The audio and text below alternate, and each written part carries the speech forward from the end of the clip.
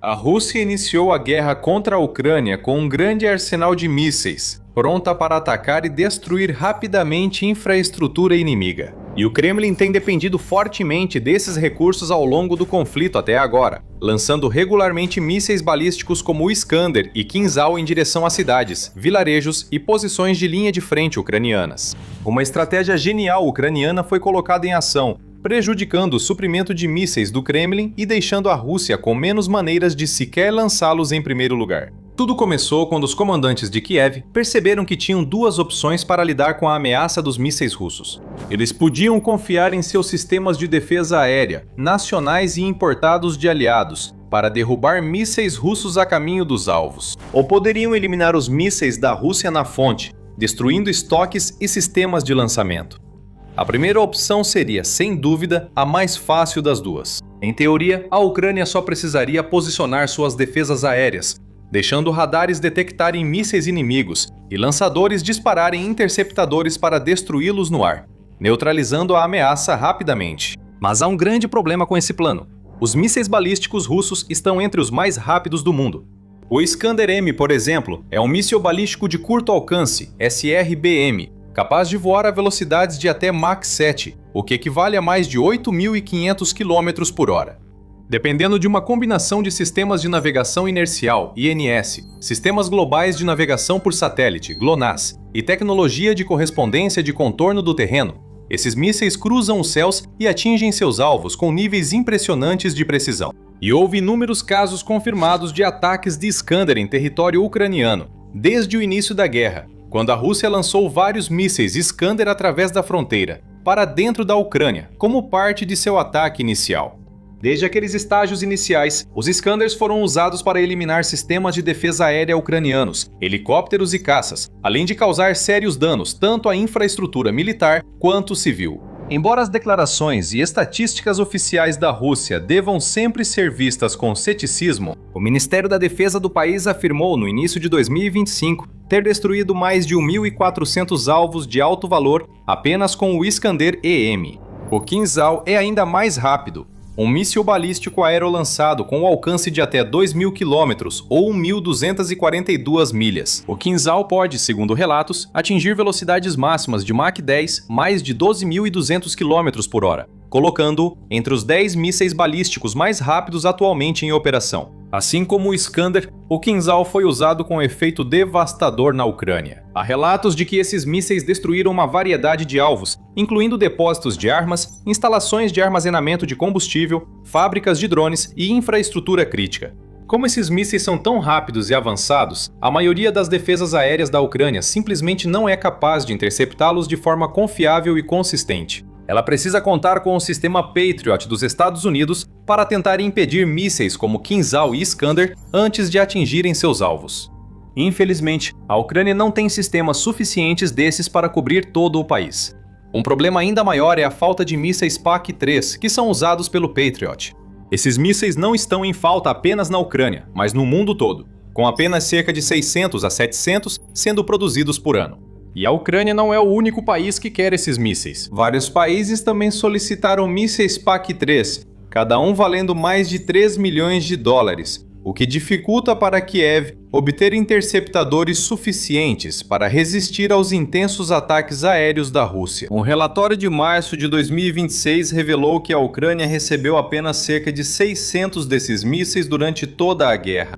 Dmytro Litvin, assessor próximo do presidente ucraniano Volodymyr Zelensky, confirmou isso. Mas isso não é suficiente. Em um mundo ideal, a Ucrânia precisaria de várias centenas de PAC-3 todos os anos para conseguir derrubar a maioria, se não todos, dos mísseis balísticos da Rússia. Mas este não é um mundo ideal, e com estoques limitados, a Ucrânia precisa usar seus sistemas Patriot com moderação. Ela deve usar outras defesas aéreas para ameaças mais fáceis de interceptar, como drones e mísseis de cruzeiro, e reservar os PAC-3 apenas para casos em que haja alta chance de interceptar um Iskander ou Kinzhal balístico. Mesmo assim, sem PAC-3 suficiente chegando a cada ano, a Ucrânia simplesmente não pode esperar conter todos os ataques da Rússia. Então, seus comandantes precisaram adotar outra estratégia. Uma estratégia mais inteligente, eficiente e devastadora, focada em enfraquecer toda a capacidade de lançamento de mísseis da Rússia. A lógica era sólida. Se a Rússia tivesse estoques menores e menos plataformas de lançamento, não dispararia tantos mísseis balísticos contra cidades e vilarejos ucranianos. Menos mísseis no ar significa que o nível geral de ameaça aérea da Rússia diminui, com menor risco de danos e baixas para a Ucrânia sofrer. No entanto, embora esse plano pareça simples no papel, foi imensamente complicado colocá-lo em prática. Isso exigiu que a Ucrânia identificasse onde a Rússia armazenava mísseis, posicionava lançadores e montava componentes principais como chipsets e sistemas de orientação. Após obter esses dados, a Ucrânia precisava planejar e realizar ataques precisos nesses locais, usando drones e mísseis próprios, para causar o máximo dano à infraestrutura e aos ativos inimigos. Felizmente, a Ucrânia já acumulou anos de experiência quando se trata de dominar a arte da guerra com drones e de orquestrar ataques em profundidade e de grande impacto em solo russo. Ela tem um histórico comprovado nessa área, com cada ano que passa registrando mais e mais ataques bem-sucedidos a bases inimigas, refinarias, centros logísticos, aeródromos e outros locais críticos. Em 2025, as forças armadas ucranianas tornaram prioritário buscar e destruir as instalações russas ligadas a mísseis mais importantes por todos os meios necessários. Para limitar a eficácia do Iskander, a Ucrânia teve que focar em encontrar e eliminar os sistemas móveis baseados em terra, que são mais comumente usados para lançar esses mísseis. Como esses lançadores estão sempre se movendo, é muito difícil determinar sua localização exata. A Rússia reposiciona esses sistemas regularmente, movendo-os para um local, disparando alguns mísseis e depois empacotando tudo e indo para outro lugar antes que o inimigo tenha chance de reagir. Além disso, com um alcance de até 310 milhas ou 500 quilômetros, a Rússia nem precisa posicionar seus lançadores Iskander perto das fronteiras da Ucrânia. Ela pode mantê-los afastados, dentro de seu território, fora do alcance de muitos mísseis e munições ucranianas. Para algumas forças militares, seria uma tarefa quase impossível encontrar e destruir esses sistemas. Mas não para a Ucrânia. As equipes observaram e aguardaram pacientemente, certas de que a Rússia erraria em algum momento. Quando isso ocorresse, a Ucrânia atacaria. Em junho de 2025, esse momento chegou. O Estado-Maior das Forças Armadas da Ucrânia relatou um ataque bem-sucedido contra vários lançadores de mísseis Iskander na região de Briansk, na Rússia. Equipes de vigilância ucranianas localizaram os sistemas perto de Klinsy. Acredita-se que eles seriam usados em um ataque a uma cidade ucraniana, provavelmente a capital Kyiv, pois estavam perto da fronteira. Unidades das Forças Armadas e do Serviço de Segurança da Ucrânia agiram rápido e realizaram um ataque preciso com mísseis contra as baterias lançadoras. 8 militares russos foram mortos na operação e mais 5 ficaram feridos. O mais relevante foi que uma das 3 lançadoras teria sido destruída e as outras 2 gravemente danificadas, causando grande prejuízo às capacidades ofensivas do Kremlin. Isso também fez com que qualquer ataque russo fosse totalmente anulado, e é impossível saber quantas vidas foram salvas naquele dia, graças à resposta rápida e eficiente da Ucrânia. Vale ressaltar também que cada lançador Iskander normalmente carrega 2 mísseis, cada um avaliado em mais de 3 milhões de dólares. Então, quando um desses sistemas é destruído ou até mesmo danificado, não é apenas um golpe logístico que o inimigo precisa suportar, mas também um prejuízo financeiro. Na época, a Rússia já estava abalada, pois dias antes outro ataque destruiu suas plataformas de lançamento Kinzhal. Mas antes de analisarmos isso mais de perto, tem mais de onde isso veio. Então, se você está gostando do The Military Show, não se esqueça de se inscrever. Enquanto os Iskander-M são lançados a partir de plataformas terrestres, os Kinzhal funcionam de maneira bem diferente. Eles se enquadram na categoria de mísseis balísticos lançados do ar, ou seja, precisam ser disparados de aeronaves, incluindo interceptadores MiG-31 e bombardeiros de ataque de longo alcance Tu-22M. Operações de inteligência ucranianas descobriram que um grande número de Tu-22M estava armazenado em vários aeródromos pela Rússia, com alguns deles a centenas ou até milhares de quilômetros da fronteira com a Ucrânia.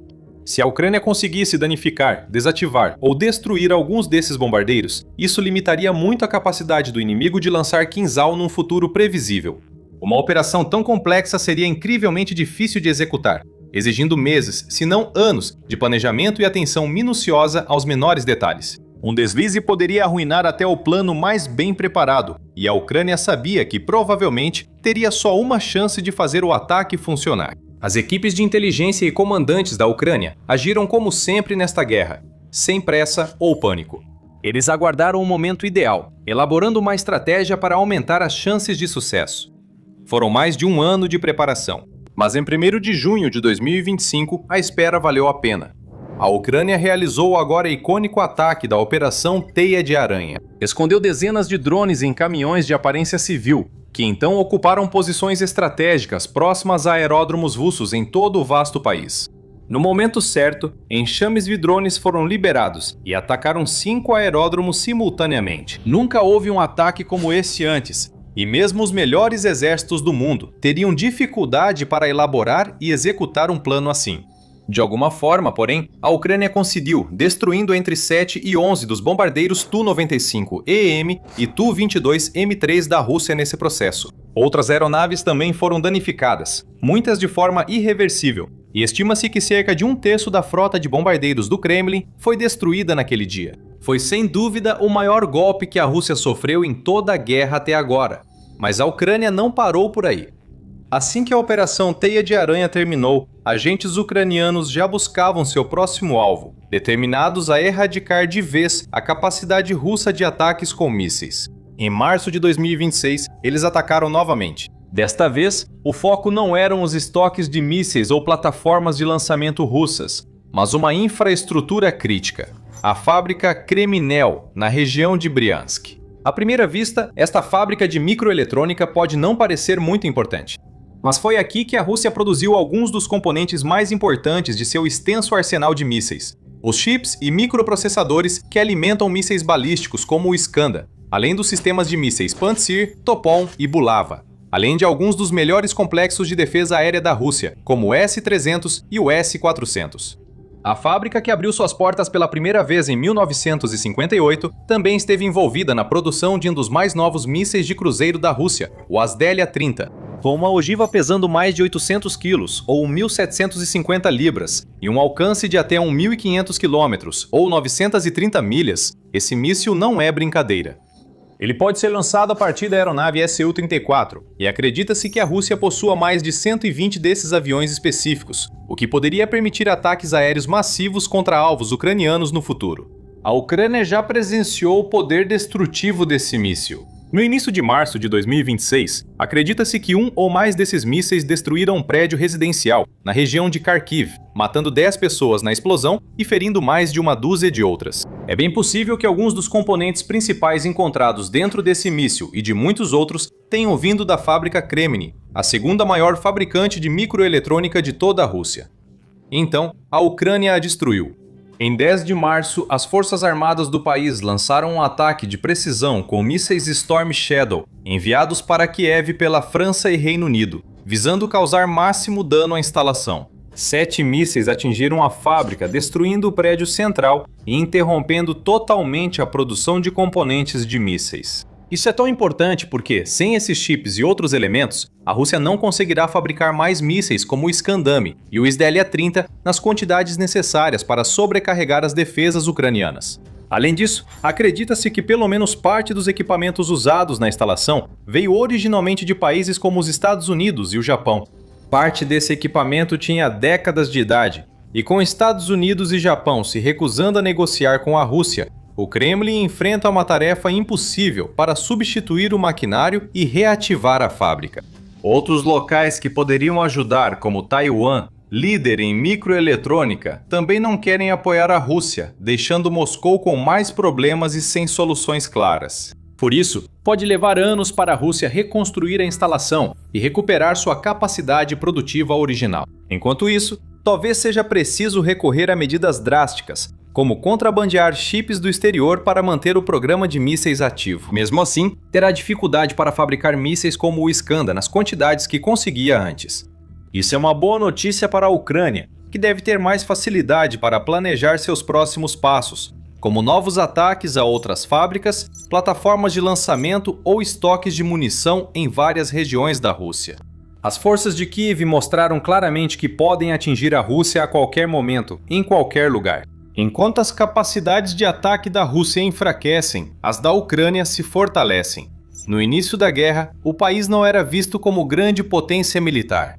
Não tinha uma vasta indústria de defesa nacional, nem qualquer tipo de reputação por criar armas e sistemas defensivos de classe mundial. Mas com o passar do tempo, isso mudou drasticamente. Centenas de empresas de defesa nacionais foram criadas em toda a Ucrânia, com equipes visionárias de desenvolvedores, designers e engenheiros montando algumas das inovações militares mais empolgantes do século XXI. Firepoint é uma dessas empresas. Fundada no início da guerra, a Firepoint produziu drones de ataque de longo e médio alcance, que se tornaram alguns dos veículos aéreos não tripulados mais usados pelas Forças Armadas da Ucrânia, e participando de mais de 50% das missões de ataque do país. Depois a Firepoint foi além, desenvolvendo o Flamingo, um míssil de cruzeiro de longo alcance com uma carga útil de 2.500 libras, ou 1.150 quilos. Com velocidades de até 560 milhas por hora, ou 900 quilômetros por hora.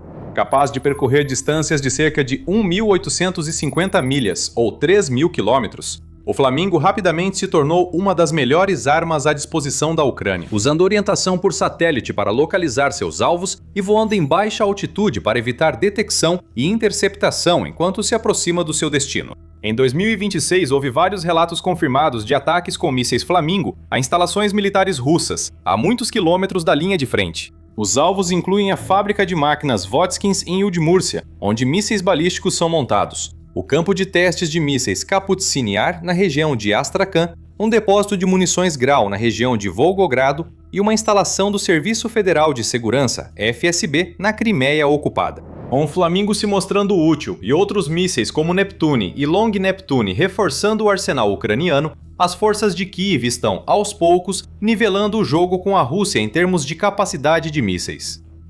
E isso não para por aí.